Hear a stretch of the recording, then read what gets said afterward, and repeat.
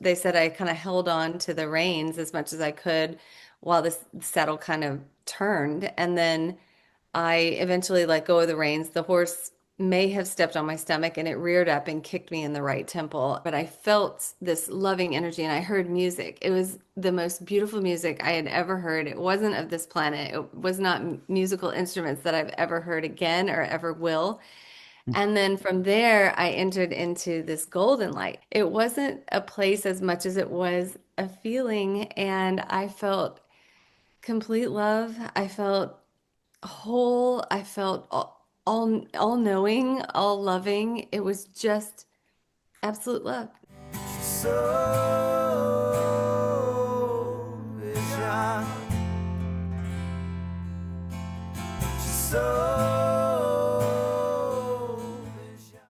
I want to welcome everybody back to another episode of The Soul Inspired. Today we have Ellen Ware with us. She has had a near-death experience. She's also a certified music therapist and has a master's in transpersonal psychology. I'm excited to see what happened with her and how it's influenced her entire life. So thank you so much, Ellen, for being on the show. I really appreciate it. Thank you. It's so wonderful to be here. I really appreciate being here as well. I always, when we were talking just briefly before, we were talking about kind of what we'd be talking about, and you are someone that I reached out to, and I must have at some point been listening to your story a little bit and getting some information and finding it really fascinating. So I think it now, as soon as you told me what had happened just before we started, it's starting to kind of come through, and my memory's coming back online as to what had happened to you. But let's go through it again so the audience can actually hear. So if I go back though before the NDE and your childhood, I usually like to try to start there just to get a little info on who you were as a child, but not necessarily just like your religious background. Some people will tell us that, but also your personality, like the type of person you were as a child.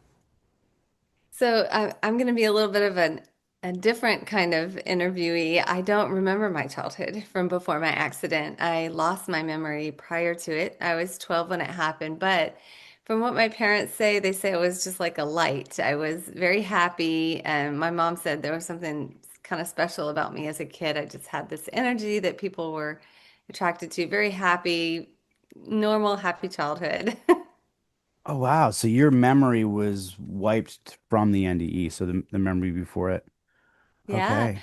I Wow. don't, I mean, they told me I would remember things, maybe I don't remember birthdays or first days of school or significant childhood events before I was 12 at all. I have maybe a handful of memories that would pop through, but they'd be kind of weird. Like I had a memory one day of my brother putting his foot in my food at the dinner table and then my mom making him eat in the dining room. It was like weird, weird, random memories like that would pop in every now and then. Mhm. Or riding on a bus, but nothing, maybe a handful, but that's really it. Wow, well that's already really fascinating to me because at some point I want to see if you can feel the difference between the memory of your past or those little brief moments and the actual memory of the NDE. I would assume that they feel Oh, I different. So, completely. Yeah, the yeah. NDE is more real than any memory in my life, actually. It's kind of wild. Wow. So do you, okay, so let's go to when it happened because I think you said you were 12 years old when you had the Yeah. NDE and so do you recall any memory of that day before it or is that also gone? So you're Oh, going no. based on what people have said happened. So, Yeah. okay. Yeah. Okay. I Okay. remember the NDE. That's where everything started for me. My life pretty much stems back to that. Everything that I do connects with that. But I was riding horses, and it was my first Western lesson. My mom said I'd taken English lessons before. I wasn't wearing a helmet, and this is, you know, back in the very late 80s, early 90s, and the cinch slipped. And when the cinch slipped, they said I kind of held on to the reins as much as I could while this saddle kind of turned. And then I eventually let go of the reins. The horse may have stepped on my stomach and it reared up and kicked me in the right temple before running off. So that's how the accident happened. I was taken to a local hospital in Hillsborough, Texas, that didn't really have the capacity to hold me there. So then I was sent to a larger hospital in Waco, Texas. And the team of neurologists told my parents that I was very deeply in the coma but they could play movies or at my bedside. They didn't say music at that time, but my parents were playing different home movies. And then one day my dad decided to play a Disney movie that was like 90% classical music. And that's where the story gets really interesting because that choice is what saved my life. And my mom was really upset with him at choosing the movie because the movie he chose was one of my favorites. It's Sleeping Beauty.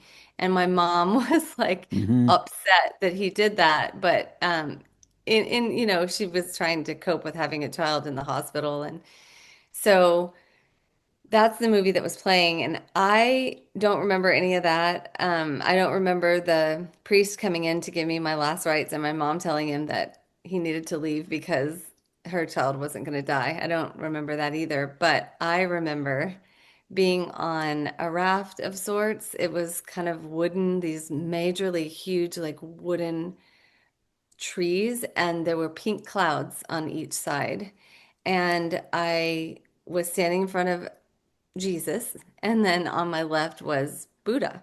But I didn't know it at the time. And I'm going to tell you how I came to that.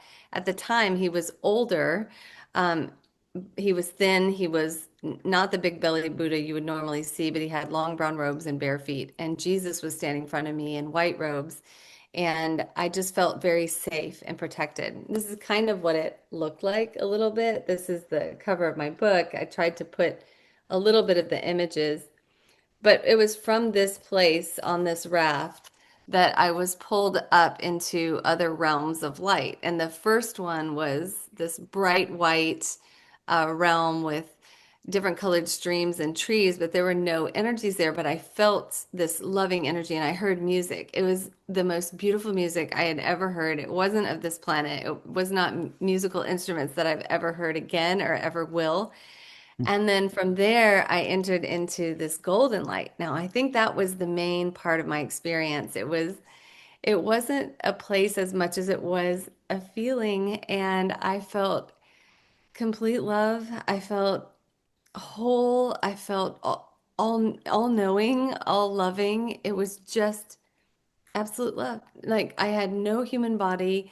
I felt the weight of so I call it like a weighted blanket. I felt the weight of the love, the fullness, I guess you could say.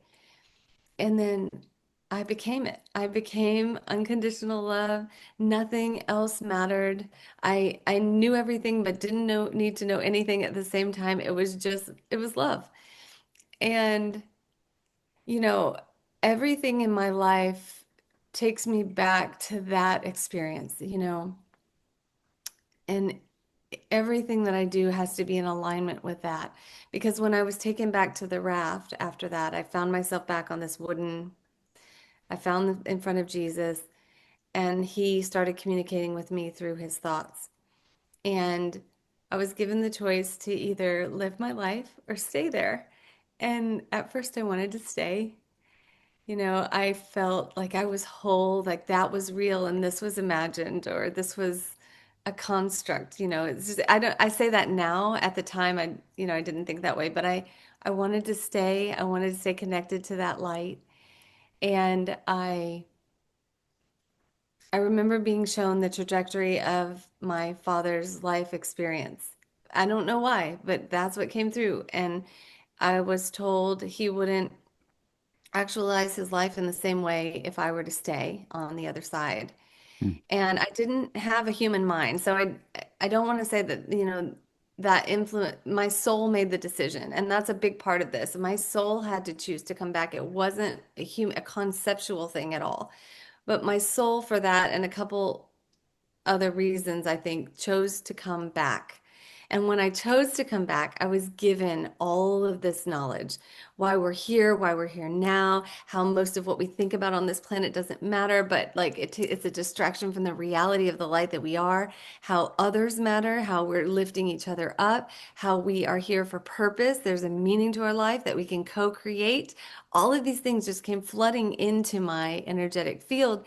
And then I started to cry. I mean, I started crying now, but I started to have human emotion. I didn't cry, but I realized the gift it is to live. And my heart just expanded in gratitude. It was like you can feel it right now. I can always feel it, and I tap into that with everything that I do. And I knew that it was a gift to live, that, not everybody gets to live, and I was choosing it. And so in choosing it, I was overwhelmed with this massive experience of gratitude that just expanded from my heart like a heat. And I made a vow. I made a vow in that moment that I would come back here and I would heal people with music. And my second vow was that I would give thanks every day for every experience in life, no matter what, because I knew it was a gift and it was an opportunity for me to expand my light.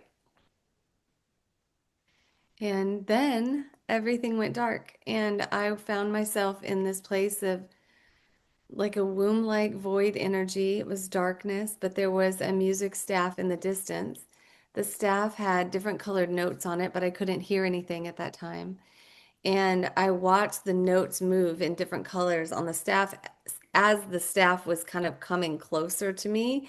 And then it went through me, and I heard a pinprick of sound kind of like down to the right, I guess you could say. It was light and sound at the same time. I focused everything in my energetic body on that sound, and I know now that I was bringing myself back into my body through sound Wow. and through the music. Then this almost inaudible sound that I could barely hear, literally could barely tell if I was hearing it. And I pulled it into consciousness until it became so loud that all I could do was open my eyes, and I was in the ICU. And I had awoken from a coma. There was music playing at my bedside. The credits were rolling of this movie, which is kind of ironic. Like, and then I slipped back out of consciousness, and and then there I was, a 12-year-old kid who came back with all of this knowing about the world, about spirituality, who couldn't understand anything anyone was saying because everyone was talking too fast for me to comprehend it. But I had a knowing about what they needed, and I had messages about what they needed. And so from the time I was 12, I started to exercise that gift of connecting with source because I couldn't understand the conscious world, and I didn't feel comfortable here. I had the recovery that I had to go through. And then the last little bit of my story is that I didn't know there was a thing called music therapy when I was 12. I mean, who does? I just knew that I had made that vow to come back and heal people with music. So I threw myself into playing music. I was a flute player, and that was my instrument. And I went to college for that, and and my degree was in music with a minor in psychology. And then I found out there's music therapy. So I decided I want to go into music therapy. And my dad said, if you're going to go into music therapy, you need a backup degree because he had never heard of it. So I found one of two universities in this country that had a dual master's in psychology and music. And one of them was Naropa University in Boulder, Colorado. It's a Buddhist university. It was founded as a Buddhist university, but it's fully accredited. But the studies are immersed in meditation and contemplative practices. So I knew to go to this school because I had a feeling, I had a pull, I had a feeling. I think I had a feeling before I went there. I had a feeling I knew it was Buddha who was there next to me. But when I was walking up to meditation class, one of the first couple of weeks of school, I saw a depiction of Buddha, and he was thin and younger and bald and had long brown robes. He was younger than what we think of. Um, and I knew it was him that was next to me on the raft. And so my life had come full circle. My NDE was my why, and it is my why for everything. But at Naropa, I learned how to take people through altered states of consciousness. I learned about plant medicine. I learned about altered states of consciousness. I got a master's in non-ordinary states of consciousness, transpersonal work, leaving the body. And so now my work is I use a little bit of a process called the Bonnie method of guided imagery and music, which I was the first time I ever experienced that heavenly light energy as a human. And when I was going through that process of using classical music to leave my conscious mind and go into altered states and connect to the other side. I knew that that's what I wanted to bring to people.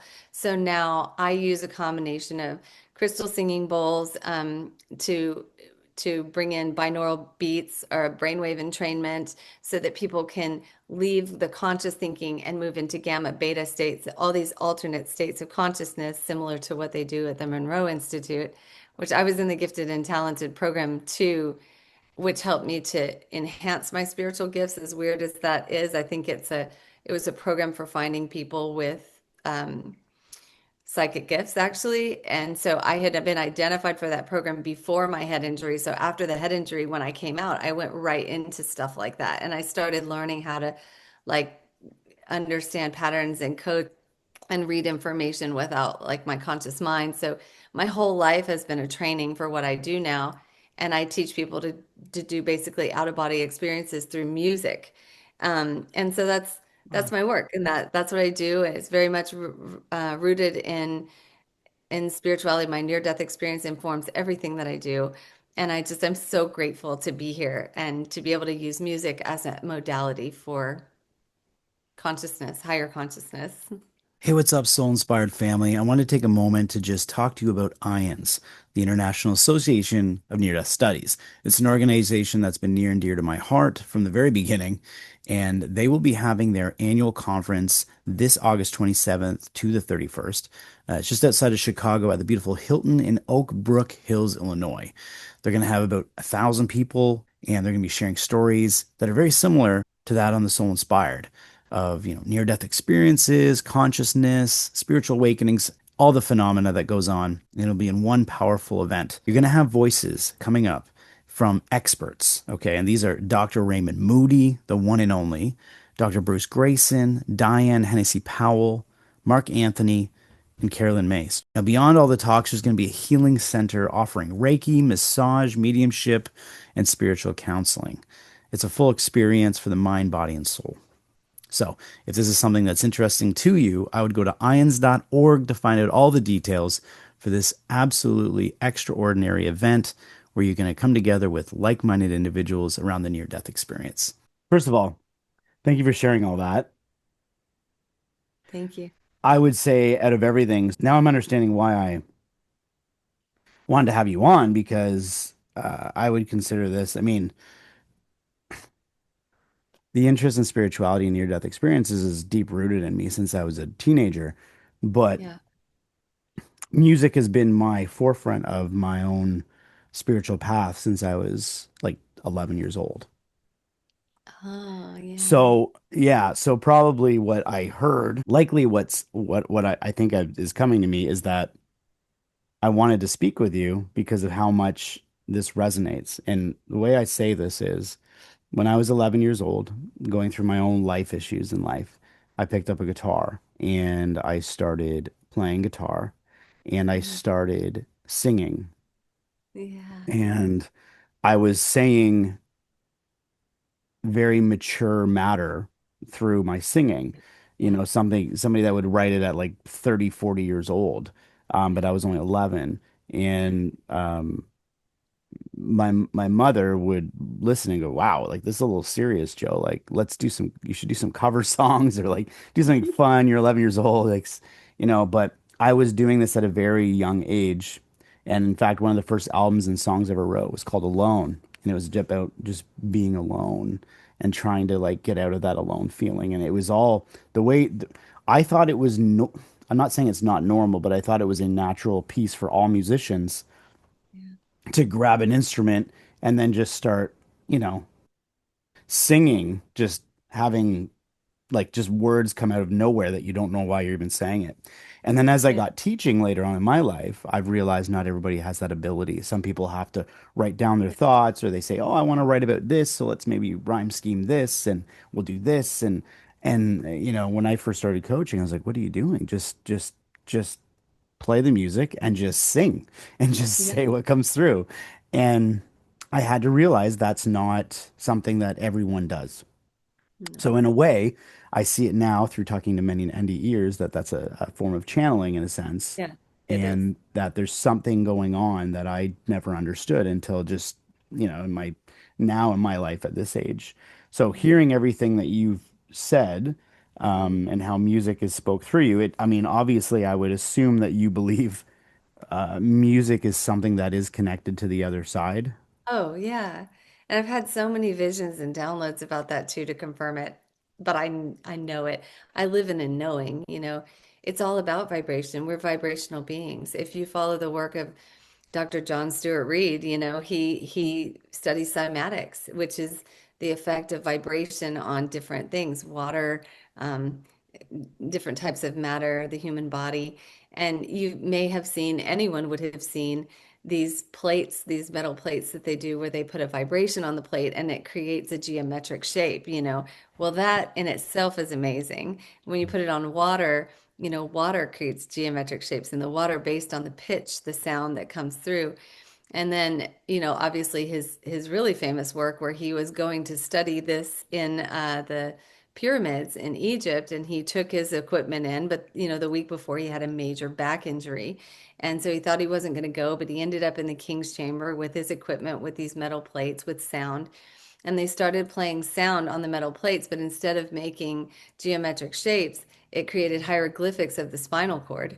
And so Wow. he was like, wow, this is really interesting. And he noticed his back pain was going away. And then as they continued the studies, they saw other hieroglyphics coming through on these plates and realized that these sounds were likely sound chambers. And all of these ancient sites that we know of, you know, I believe them to be sound where people could use the voice. My voice changes when I'm in front of my singing bowls because another energy, that energy from the other side, that light energy comes through. People experience, you know, lessening of pain through their own voice, and when they connect into that, they Mhm. experience messages from loved ones, past angelic beings. It's all very beautiful. We have access to something through vibration, and we can learn to raise the frequency of our human body in order to reach a vibration that we can start to pull in more information, we can start to heal, we can start to share that vibration wherever we go for miles and miles by living in higher consciousness. And I do that a multitude of ways. You know, there are essential oils that will raise our frequency. That's a very easy way. There's chanting, there's meditating, there's toning, there's dancing. And one of the visions actually that I saw in a meditation, I saw these massive vibratory patterns of light. They were, you know, kind of waves. And these represented the divine consciousness waves. And I could see them moving and I saw them intersect. And in intersecting, they created, and we were created. And then I saw the tiny vibrations that we create in relation to those, and we create them through creative process, through music, through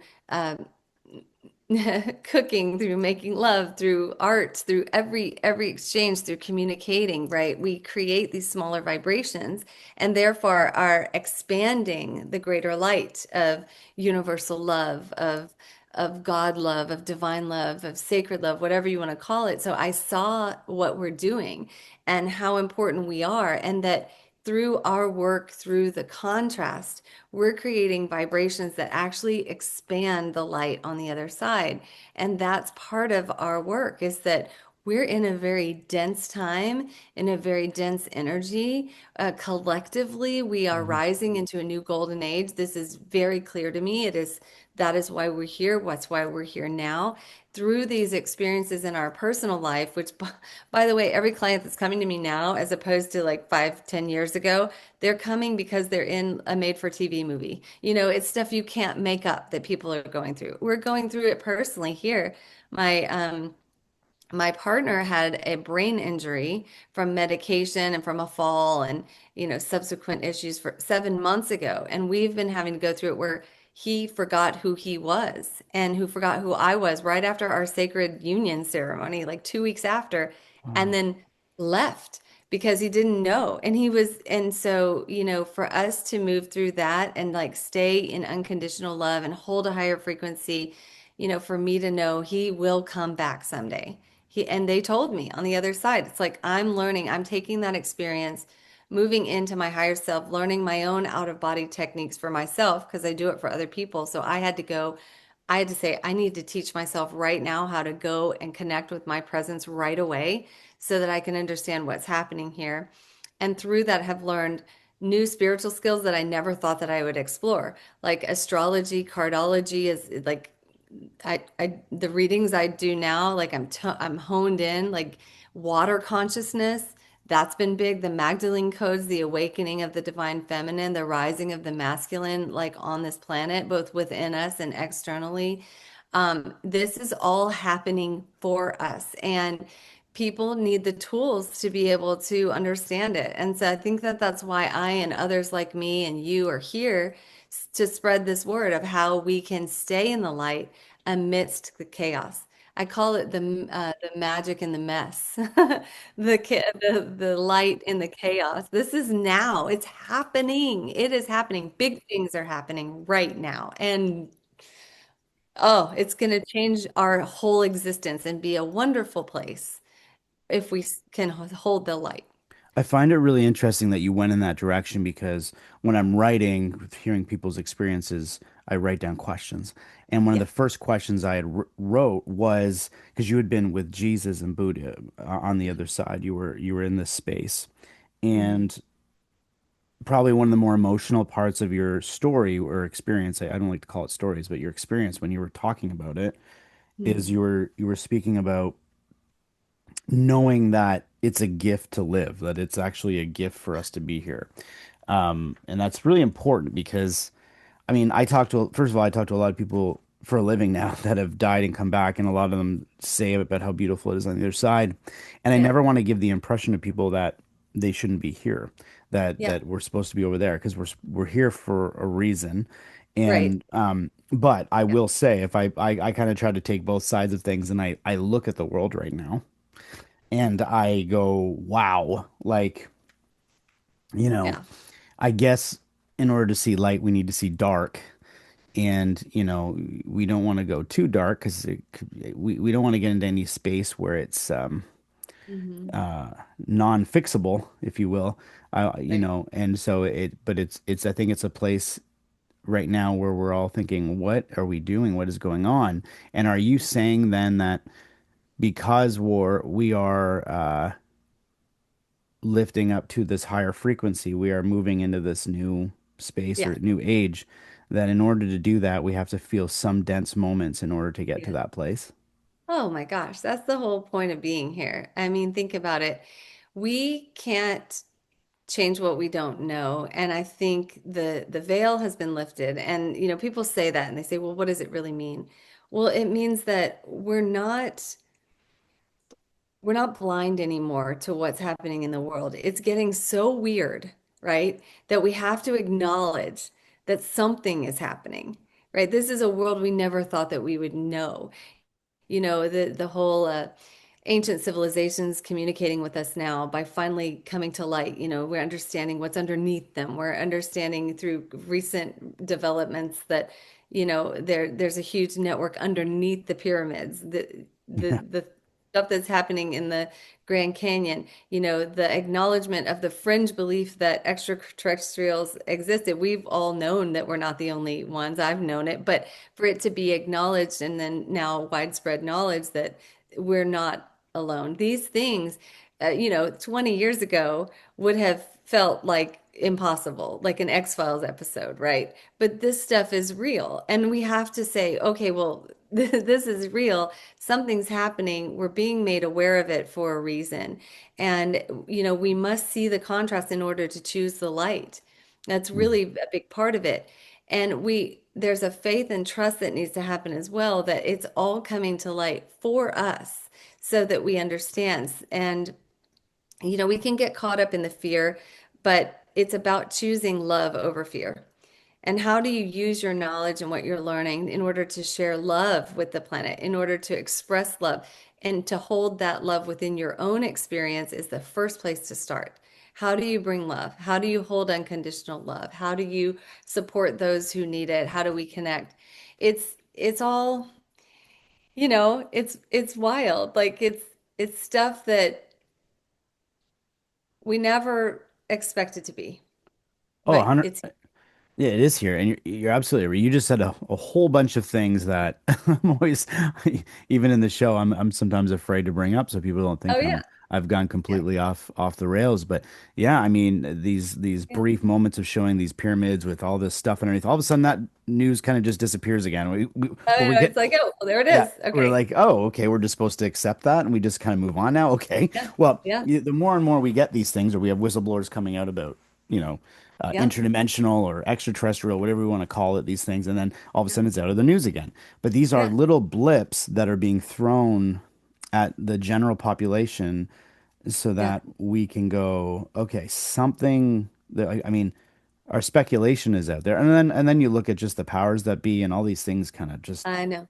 seem to It's be all distorted, it's all division. So you have to hmm be hmm really conscious. But, look up the Gateway Project from the 80s and 90s. It was a study of consciousness. It was a study, government run study that went for 20 years that they declassified and put out online. You can read all but a couple of the pages that they put out there about how we can astral project, how we create our consciousness, how this is an almost an illusion type experience, but it's not because we co-create. Everything is made of light, everything is made of vibration. You can look into this stuff. And as I started to get into this, I realized as I was reading the Gateway Project, the declassified documents, I got to a page where, it talks about how we can reach these altered states through 5 years of Kundalini yoga or 10 years of meditation or whatever. But I got to this one page that was about sound and vibration and toning. And I thought, oh wow, this is pretty much outlining what I do. That all came to me through downloads. And I talk about how all these processes came to me in my book. I use a process of toning, vocal toning on to clear the resonant body. So I thought this is really interesting. It's outlining what I do, and it talks about how this process can be used to take us out of body within an hour to an hour and a half, right? And so I said, well, that's exactly what I do. How did I know this? Well, then I made the connection that the Gateway Project is a feeder for that was the GATE program in high school or in middle school where they identified kids of special ability and put them in this GATE program, the gifted and talented program that I talked about before. Now we see military operatives, intelligent operatives who are coming out of the military and saying they were first identified in the GATE project and they had, a special ability that they could like read the energy of machines, and then through the training of the military that they went into later, they learned how to fix the machines because, they could read the energy. Now, this is very fringe, right? And so, but I realized that after my head injury, I was in that program. I was listening to the meditations that were put together um, for that program, and they very much are, if you look up the Monroe Institute, which was the institute that ran the Gateway Project, and you listen to those meditations, it teaches you how to do out of body experiences. So I think that in some way I was trained right after my near death experience. I had the tools to be able to learn how to stay kind of in between worlds and still access the messages and light from the other side. But again, I want to say that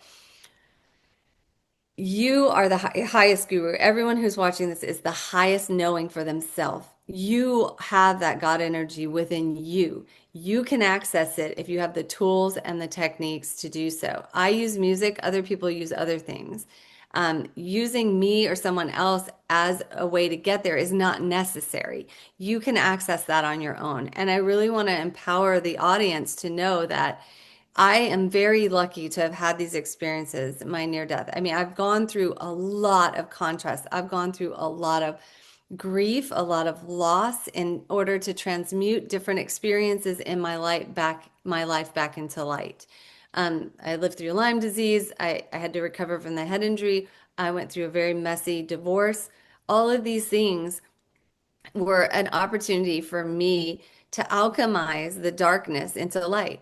And that's been a practice for me in my entire life. And I hope that that experience is over and I can stay in the light and don't have to go deep into the contrast as much because I've just been through it for 7 months with a partner that I loved, and we had commitment in the most beautiful sacred ceremony, and then he forgot me. And I was Wow. like, oh my gosh, to hold love through that experience has been another practice. But each time I do, and each time we do, and we alchemize and we hold love over fear, we actually bring new gifts into our life that we would never access. We would stay at a lower vibration, a lower life timeline.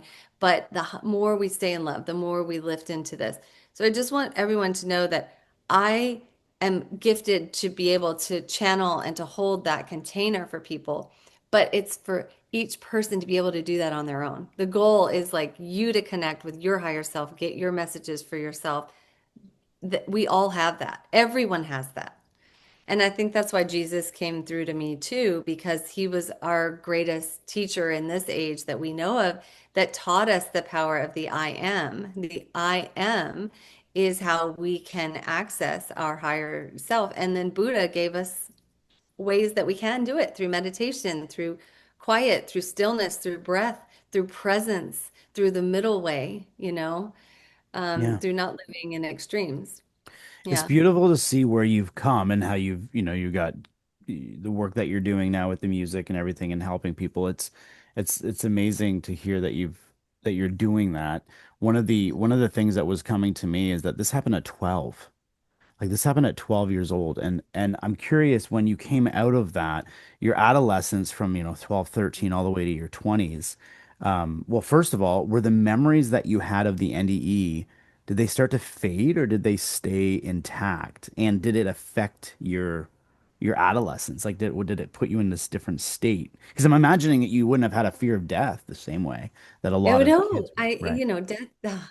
No, I mean, death is a doorway to another way of being. And so, we step into this and we have our time here and we have a purpose. We need to be here. And it's a gift because not all souls get to do this, especially not at this, level where we are now. I think when I came out of the coma, well, it was rehab. I didn't understand what anybody was saying. I was very connected to music. I immersed myself in music. After an NDE, we need integration. It takes years, it really takes years to start to move into the understanding of that experience. I became very connected with my church for a long time, like wanting to, and then, expanded as I aged to understand there was no one way to get to that light. It was all love, all love. There was no one name for it, no one way to get there.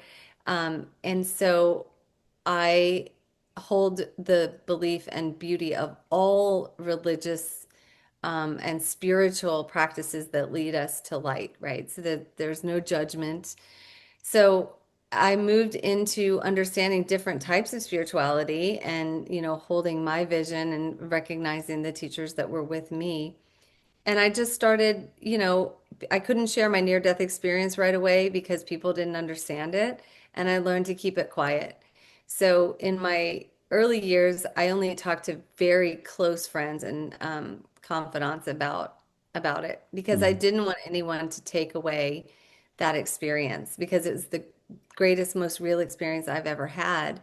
And for someone to say, "Oh, it was just a dream" or whatever, that to me, I wasn't capable of holding that. And I didn't want to read other NDEs because everyone talked about the white light in the tunnel, and I didn't have the white light in the tunnel, and I Right. didn't want to feel in any way invalidated. But as I started to share my story, I started to learn there are similarities in other cultures, in in more Asian near-death experiences, they all have a vessel. It seems like, especially in the Buddhist people who've been exposed to, Buddhist training and meditation, they seem to be a vessel or a boat that seems to come through. And so that connects with that, and then having this feeling of unconditional love and gratitude to be alive. There are similarities. When I connected with IANDS, I remember speaking for 2 days in long conversations, and I talk about this in my book. She found me under mystical circumstances. I was leading a workshop a couple of days before, and I don't even know when. I was leading a workshop, and I saw these angels behind us. They were in rows, and they had this sash on, and they were holding this staff, and they were immobile. They didn't move. That's the first time I'd ever seen them just rows and rows and rows, just going on forever. Wow. And I thought, Well, that's interesting because usually I would see them over people or around the circle, or sometimes in the center of the circle, like ascended masters or angels would come through, or animal, right? Like, but this time they were just in rows. And so I said, well, okay, it's getting really interesting, like that angelic beings are showing up to me differently. So I put out this question to the universe. I said, what do they mean when they show up in formation? Like, what does that mean? And I let it go. A couple days later, I was headed to like the beach with my children, and I was running late, throwing things together, and I got this phone call from a woman who told me that the Ascended Masters had told her to call me. She had seen my near-death experience on a YouTube channel 3 years before, and they told her now was the time. And through this mystical connection with her, and then her talking with me for a few days, she was loosely connected with IANDS. She asked me questions for 2 days, and I just told her, this is how I live my life. This is what I do. This is what I believe. This is my experience.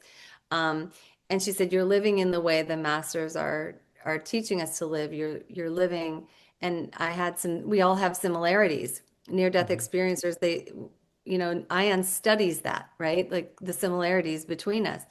So then I was invited to connect, and that was a big part of my like coming out with my story and like sharing it more publicly. And I saw the veil and I saw light in this place, and I just experienced this whole reconnection and return to the instruction, the life, the love, the living in light that I came here to do. So, Wow. yeah, at the time I hadn't integrated it, but I was living it. I was Hmm. living it, and everything that I did, every choice that I made, if it held the energetic light of the other side, I said yes, without question. Like going to Naropa was a yes. Bringing singing, Christian singing bowls into my practice, bringing oils in, like these things, there's an, it's like a feeling of knowing these things are part of my world on the other side. And so Hmm. I just integrate them when I can. So I don't know if that Yeah. answers your question. No, it does. I guess my main thing was the thing I have to keep remembering is that you had lost your memory prior to the to the accident. So who you were when you awoke was not who you were No, anyways before you had the accident because you no. awoke as this different Oh, yeah. being in a way, Yeah. right? So you Like would have had. a dual being. I've been Mhm. told another energy came through. I didn't lose the soul I came in with. And it actually showed up on a scan one time, like people can do those aura readings. And at two parts of my body, one was fuchsia, like a pinky purple, and then the other was green. And she said, I'd never seen this before. And she thought something was wrong. But the message was one side is a different soul energy, and the other side was my human. And I left part of my human soul behind in order to make space for this other energy. And it comes out in my work. So, Mm. um, that people talk, I've answered some questions about drop-ins before, and that could be part of it too. And I'm just grateful to be here. Well, absolutely. And do you, why do you think we have amnesia of the other side? Why do we come here and completely forget who we actually are, like our greater self? Like why is that? Is that part of the process? I've always wondered about this because I look at someone like you who gets that I don't want to say opportunity because I think anyone who goes through an NDE it's I don't like, I mean, a positive way to say is it's an opportunity in life to Yeah. expand your soul, but I wouldn't wish it on everyone is what I mean. It can be very hard on a Oh, lot of people when they come back. It's difficult to actually understand even what they're doing here. It takes a while to integrate, right? Like you said. And I guess I'm trying to understand why the regular population, the normal person who doesn't have an NDE through their life, why they go through their life, experience the experiences they have, go through the ups and downs, the turmoil, all these different things. But, they're constantly in search of what we are and we forget who we are. And I'm trying to understand mm. what that purpose is. Why do we have the amnesia from the other side? I think the purpose is to forget. I think the reason we come here is you can't expand your light on the other side because the light is already expanded. It is already everything. And to come here is the opportunity to expand it. But how could we if we know that everything is working in our favor? It's like we need to feel the contrast in order to choose through personal choice and will to choose the light each time, to choose Mhm. love over fear.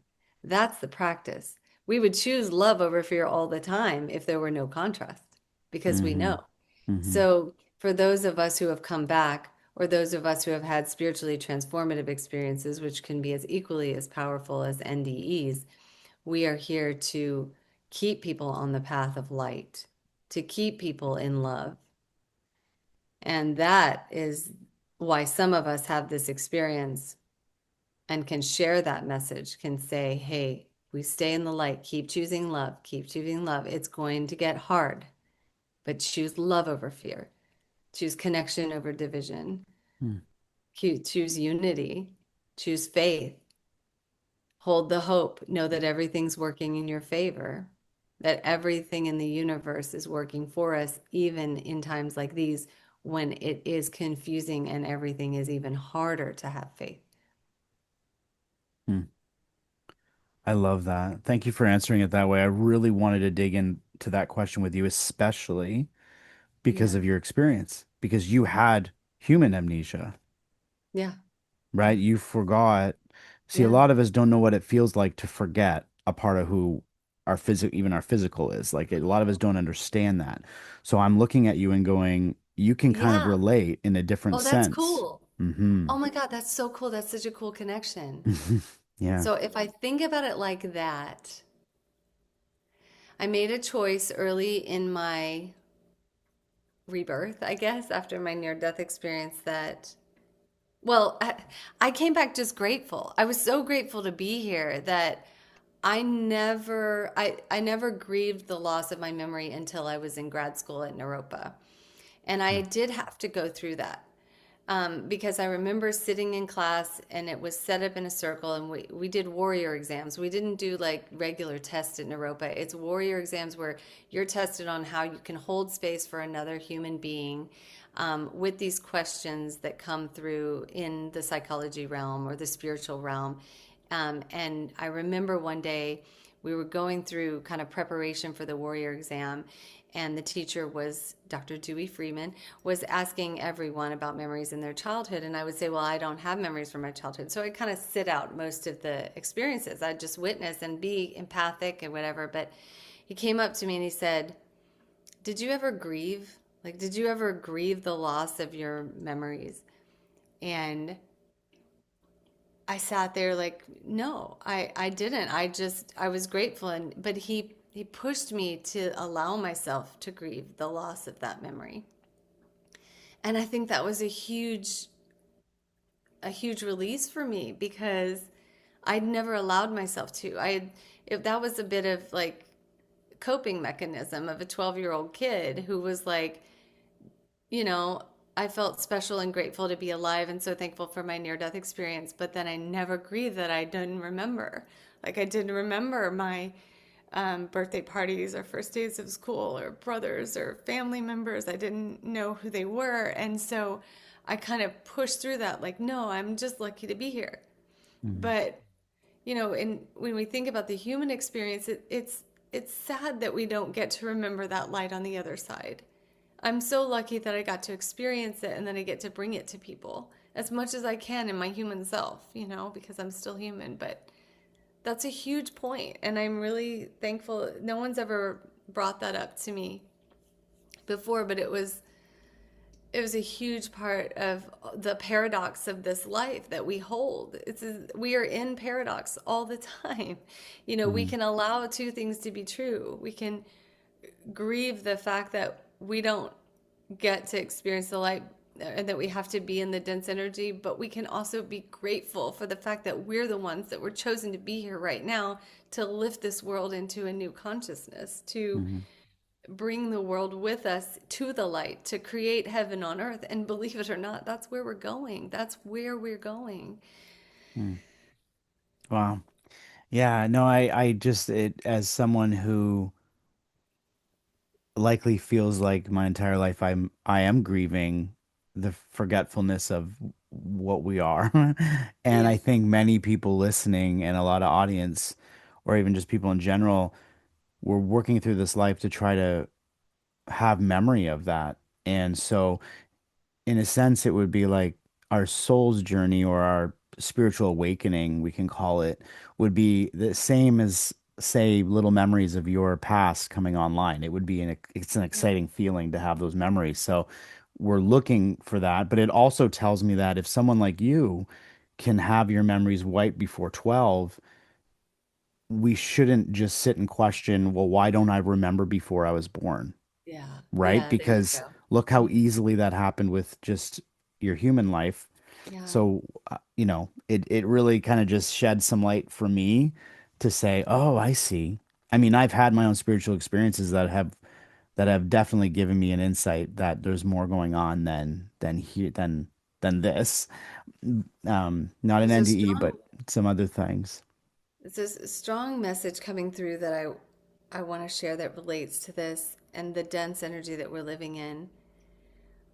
As we rise in frequency, it's not like we just jump to heaven on earth, right? It's like we consciously create where our soul are going to be individually, right? So, whatever life timeline we're living in, that's a higher frequency, that's heaven on earth that we're creating, we choose every time we choose something. Do we choose love over fear? Yes, we move up, we move up. We can't shed that dense energy all at once. It's through these choices that we make that change the world around us. We are co creating as we make choices. So every time someone chooses to go inward, to go upward, to be kind instead of divisive, to be loving instead of judging, that's when we're moving up in consciousness and our life begins to change. It Hmm. is something that you can do through many modalities, but just to know, like, it's not something that happens all at once, right? Like this, aha, oh, we're saved. No, we save ourselves because, and this, I had this experience the other day. My husband woke up on his birthday in extreme pain, my partner, and he was in extreme pain. His brain came back, right? His brain came back. He can remember who he is. He can remember us, and that's a miracle in itself. But he lives in chronic pain, and I remember seeing him there in the hot tub, like trying to get comfortable, and then I just got in and held him, and he just cried, like released all because we do sacred work together. He does breath work, I do bowls. We've done sacred work together. This is his rising through the dark night of the soul. I remember my higher self coming through because it always comes through in water. And I remember seeing myself looking at this experience in life and saying, God, please, like, if there's a miracle, let it happen on his birthday. And I was praying at first, and then I realized, no, I have creative control. So then I saw myself above in my higher state, co-creating with my human, and I said, I want that higher state to come in to co-create with me. This can be changed. A miracle can happen. I choose it. I create it. I see it. And I've been working on manifesting for a long time, right? So this is kind of, there's a lot to this. It's about feeling the emotion. It's about connecting with my presence. It's about having direct connection with my presence. It's about allowing the presence to come through, to know that everything's happening for a reason, and also to co-create. And so I saw that energy come in. I saw all of these codes coming into the water. I actively brought in these light codes of healing. And within 2 hours, he had seen a doctor that just happened to be gifted to him that on this day. It just happened to work out.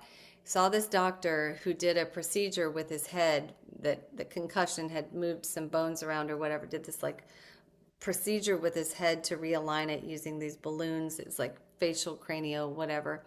And instantly the pressure on his vagus nerve was relieved. The shooting pain down his arm started to go away. The neuropathy started to go away.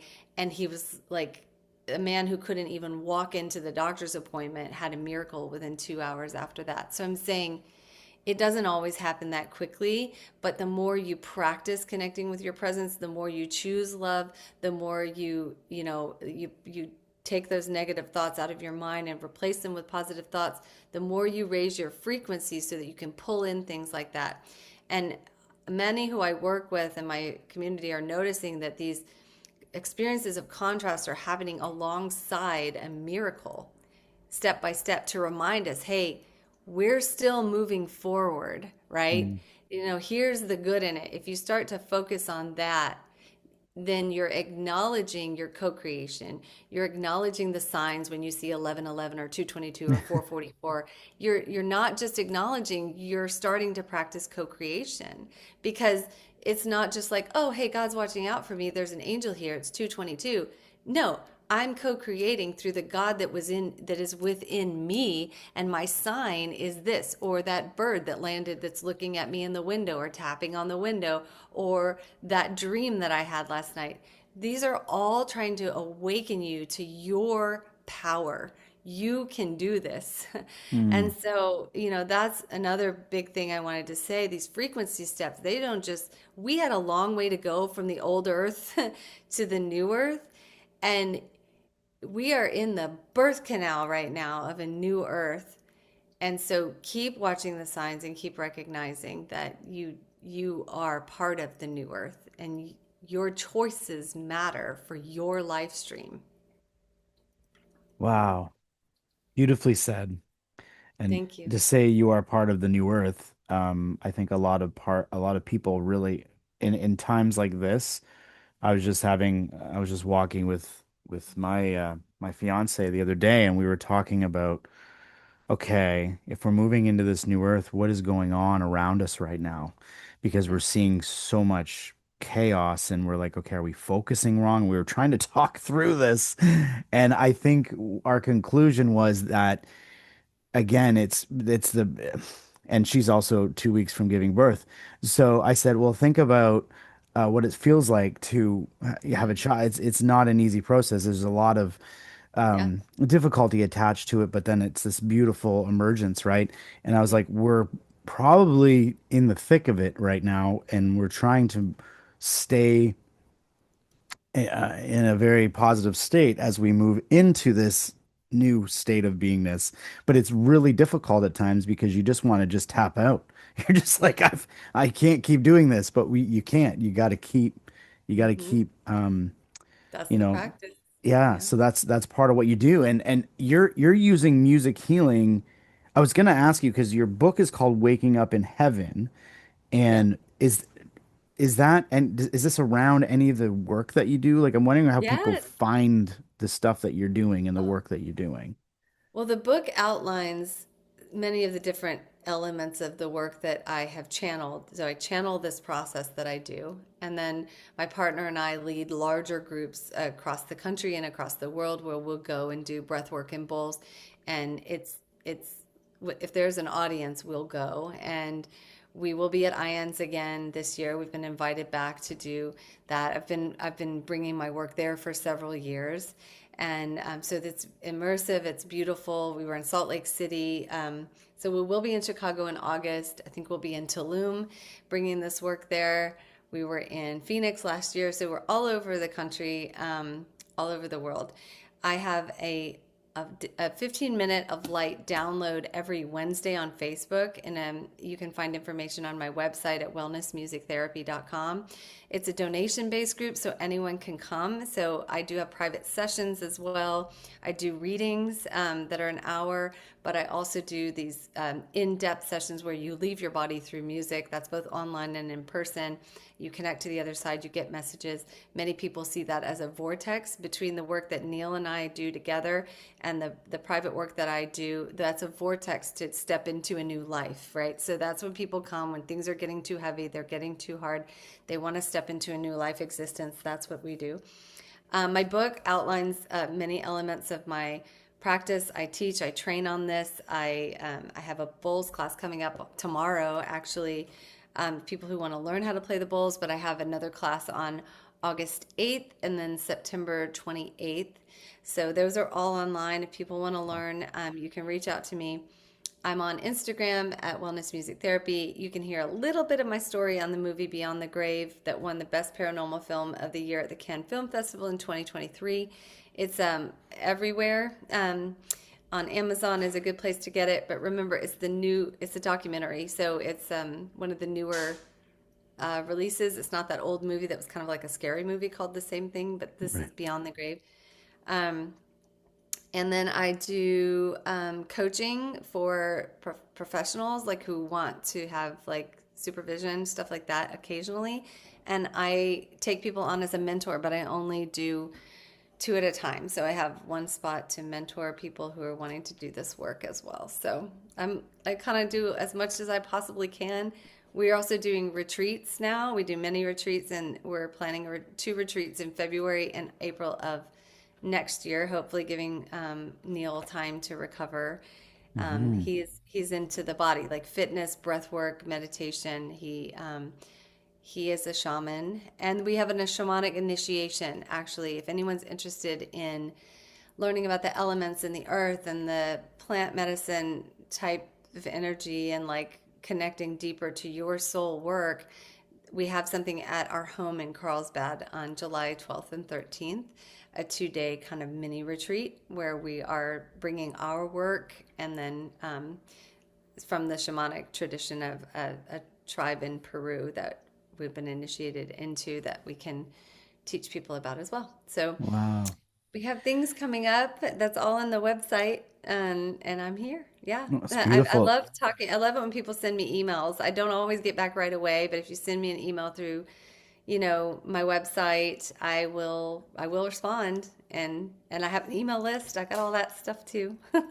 Well, we'll put all the information in the notes as well, and I appreciate you telling us all the different things you're doing. I mean, um, I anyone who knows a little bit about my background is that just I love music. Music has been my entire life, and I know the impact, even as just a music coach, just singing and playing music and feeling music can be.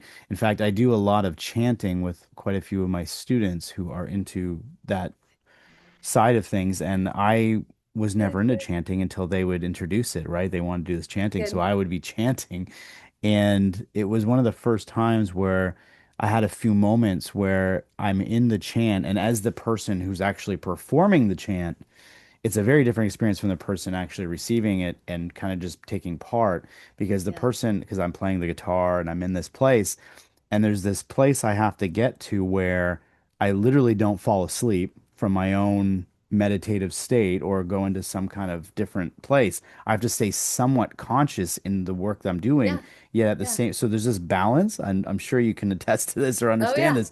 There's this balance where yep, you have yep, to yep, still yep. stay present, but Yeah. you're in this I don't know what zone you're in that just Transpersonal. You're in a transpersonal state. I will give you the language for that. You're in a okay. non-ordinary state. Mhm. That is everything music can do. And God, it's when you can access the wisdom of consciousness, of higher consciousness, and leave the mind. And I was going to say when you were talking earlier, like that's the key. Leaving the human mind behind, trying to understand this, it's just not going to happen because we have our own perception, we have our own experience, we have our own life stream, other people have their own opinions. It's not the meaning is not found that way. It is found in non-ordinary states. It's found in leaving the thinking mind behind, being able to let the mind go and just be present with what is and to stay in love.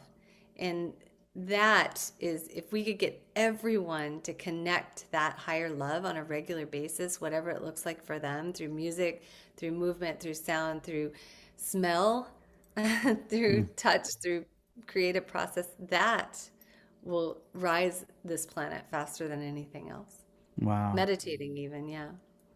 Yeah. But you know it. You're in a non-ordinary state that you're probably accessing gamma or beta. I don't even, I'm Mhm. not that versed in the different um, streams, but you're in entering brainwave entrainment because when you have two pitches that are close to each other but aren't the same and you're hearing them in a different ear, your brain creates a third tone. So one tone, and a third tone in the brain. That's how you access non-ordinary states of consciousness. It's one Mhm. way. And so Mhm. you're probably doing that. In that state, you can bring in information from the other side. And that's what my Mhm. work's about, taking people into that space. You do it through music. I do it through music. You can do it through toning, through chanting. Toning is singing a vowel sound to resonate the body to raise the frequency so that you can then allow the body, the water element within the body, to transport the light. Because water is light, Mm. that's a whole nother thing. And water is conscious. Water, we are water. Water is conscious. We can intend consciousness to move through our body through the light that we are, through the water element. So we're communicating with our body, and that might be something you can try next time you're chanting, is to begin with a powerful intention and then see the light moving through you, through the water element as you're chanting, and then see what comes. And I think you're going to be really blown away. I think it's going to be I probably really, will be. I probably will be because I already know the difference because I've been writing music from a yeah, more like songwriter type place for years, but the chanting it holds a different place. I remember one of the first times I really got deep into it. I was listening through my own voice, but being almost like I was almost like aware of my oh voice yeah, in a different way. I was like, "Oh, I'm part of this." Whereas when yeah, I'm performing a song, like yeah, a yeah, yeah, big pop hit or something, yeah, like there's some elements to that at times, but it's not in the same, yeah, it doesn't grab the same way that a chant will do. You almost become more conscious of the actual, your voice, and you're like, wow, your voice is powerful. Wow, your voice, this is yeah. very strong. And you're like, what am I talking? Why am I feeling this? It's such Part a, of the yeah, tapestry. yeah. There's a whole like way of understanding the world that is based around tones per day and per calendar. And so you can actually learn the different sounds that are represented with each day and where we are, and you can actually bring that into your music too as a way of like amplifying the energy of what's supposed to be happening. Now that's an ancient way of understanding calendars that we don't use. It's Mm. a sound calendar. So it's that's something I'm just learning about, and I'm like, it's fascinating. I think it was from like Hellenistic times or something. I don't know, but Wow. that's the next level, right? Sound Absolutely. connecting to the resonant frequency of the day, of the month, of the year, you know? And then Wow. it'll tell you like what we're supposed to be doing collectively based on the energetic frequency of sound. hmm So I cool. bet you there's so many. I mean, being a podcast, a lot of people with podcasts, they like hearing, they like listening, Yeah.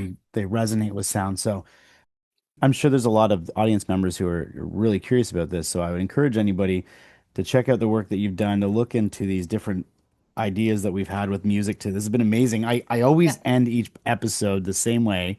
And I'm going to actually ask you about the bowl because Yeah. I see you Yeah. holding the bowl there. It just we're talking about sound and it was hmm speaking to me. So I'm like, Yeah, it was, and it's coming to me at the same way. yeah. Um, and maybe you can do this first, and then maybe to answer my question, the question I always ask everyone to leave the show with, and it's really, and maybe you'll want to answer it first, and then you could do the sound, but it's the grand purpose of our being here. I think you've kind of talked on it, but is there something that people can take away Yes. as to why they are here in this physical incarnation at this time? Yeah.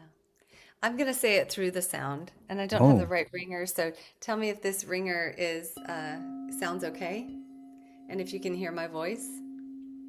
I can hear it. Yeah, Okay. yeah, yeah, I turned on my sound for musicians, but I perfect. don't have my condenser mics on, so we'll just do Okay. this way. So hmm just take a moment and breathe and call the light in with an intention to connect with your presence.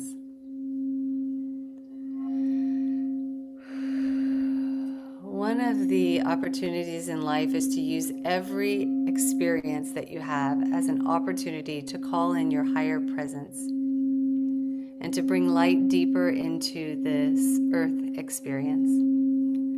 So call the light in from your presence, seeing this light shining down from the heart of creation right into the top of your head, and flow it down your body through the sound and out through the soles of your feet. Just take a moment and we'll do that together. Take a deep breath.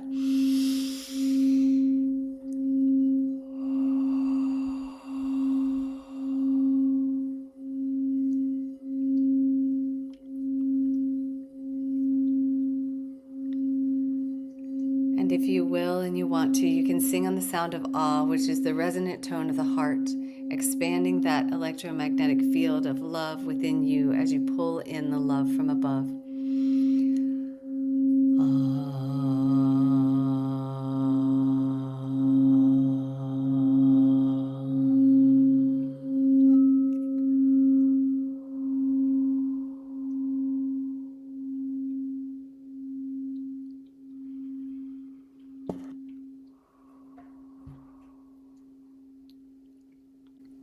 Just anchoring that energy into the earth and into your heart and into the heart of creation.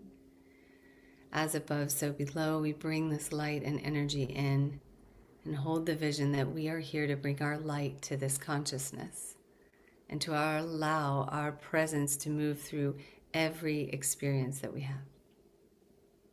Take a deep cleansing breath. Find yourself here again.